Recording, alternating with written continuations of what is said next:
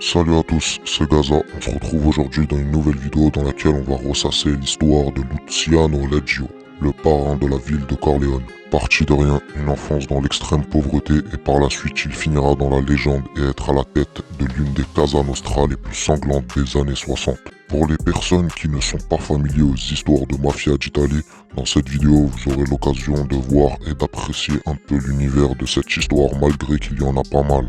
On part bien évidemment en Italie, là où les racines de la mafia est apparue. Luciano Leggio, le personnage principal de cette vidéo, grandit en Sicile, à Corleone, au sein d'une famille de 10 enfants. À 18 ans, il travaillait déjà dans une ferme dans laquelle il avait l'habitude de se servir et de piquer des parties des récoltes de maïs.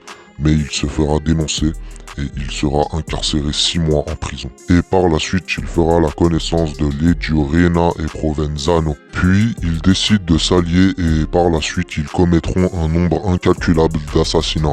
Luciano Leggio, bien décidé à se venger, à sa sortie, il se rendra à la ferme et abattra la personne qui avait témoigné contre lui de plusieurs balles. Quelques temps plus tard, l'affaire remontera jusqu'au parrain de la mafia des Corleone. À ce moment-là, c'était un certain Michel Navarra.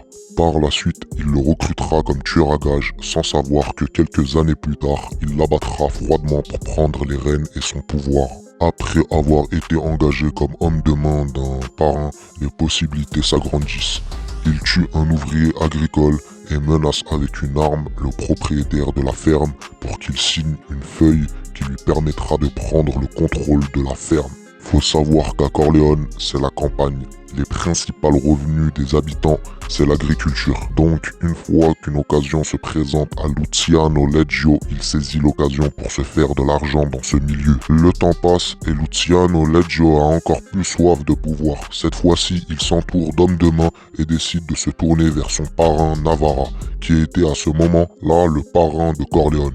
Alors qu'il rentrait d'une ville voisine de Corleone, conduit par son chauffeur et accompagné par son garde, ils sont rejoints par Luciano Leggio et son équipe et ouvrent le feu sur les occupants du véhicule. 124 balles sont tirées à la mitrailleuse et au pistolet automatique, dont 92 se logent dans le corps de Navarra, qui décède sur place, comme tous les autres occupants. Maintenant, Luciano clame haut et fort être le nouveau parrain de Corleone et durant les 5 années suivantes, il tuera 50 fidèles de Navarra. Ensuite, en 1958, il y aura une série d'accusations à l'encontre de Luciano dans lesquelles il va systématiquement s'en sortir à croire qu'il était béni par Odin. Il est ensuite soupçonné d'être l'auteur du crime de Navarra et des occupants du véhicule. Quelque temps plus tard, le procès se termine par un acquittement par faute de preuves. Il passe à travers les filets. Ensuite, il enchaîne procès sur procès. 10 ans plus tard, il est aussi accusé avec 113 membres de Corleone. Il terminera acquitté parmi 103 des 113 accusés. En 1969, il y aura son dernier procès qui est considéré jusqu'à maintenant comme étant le procès de la farce, dans lequel il est aussi accusé d'une affaire. Dans ce procès, on peut voir des tentatives d'intimidation flagrantes envers le juge, des témoins et des preuves falsifiées. Par exemple, des fragments de phare d'une voiture cassée qui était soi-disant retrouvée sur les lieux du crime, qui a été identifiée comme étant la voiture de Luciano Leggio, alors que ce fragment provenait d'une marque de voiture totalement différente. Une série de magouilles dans ce procès qui terminera par son acquittement après que le juge reçoit des lettres anonymes de menaces de mort qui venaient sûrement de la Cosa Nostra de Corleone.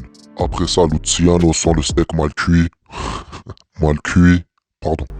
Après ça, il sent pas un magistrat déterminé qui s'oppose et fait appel de l'acquittement de Luciano.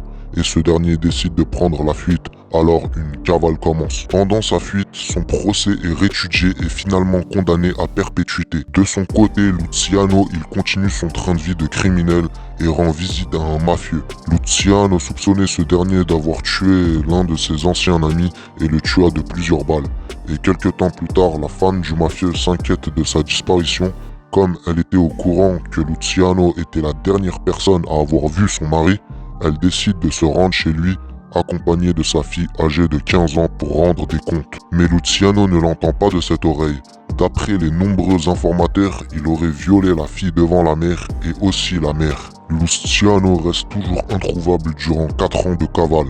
En 1974, la police réussit à localiser son appareil il est arrêté à Milan. Il faut retenir, malgré qu'il commettait des actes discutables, et je parle pas des fusillades parce que dans ce milieu chacun veut la peau de l'autre, mais je veux parler de là d'où il a commencé. Issu d'une famille très pauvre, il a quand même réussi à s'en sortir de là avec une manière aussi discutable, mais le résultat est là. Il a terminé multimillionnaire, alors gare à vous ceux qui se plaignent alors qu'ils ont une situation très agréable.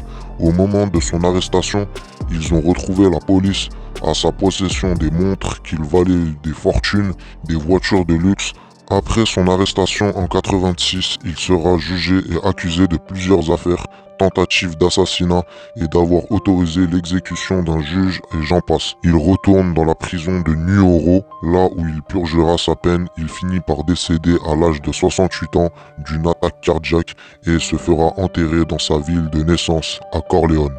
Voilà comment se termine la vie de Luciano Leggio, le parrain infernal de Corleone.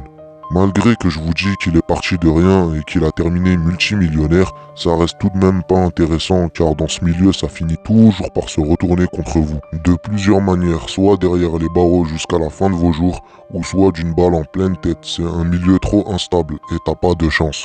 En tout cas, j'espère que la vidéo vous aura plu et l'histoire vous aura intéressé. Moi je vous dis à la prochaine, prenez soin de vous.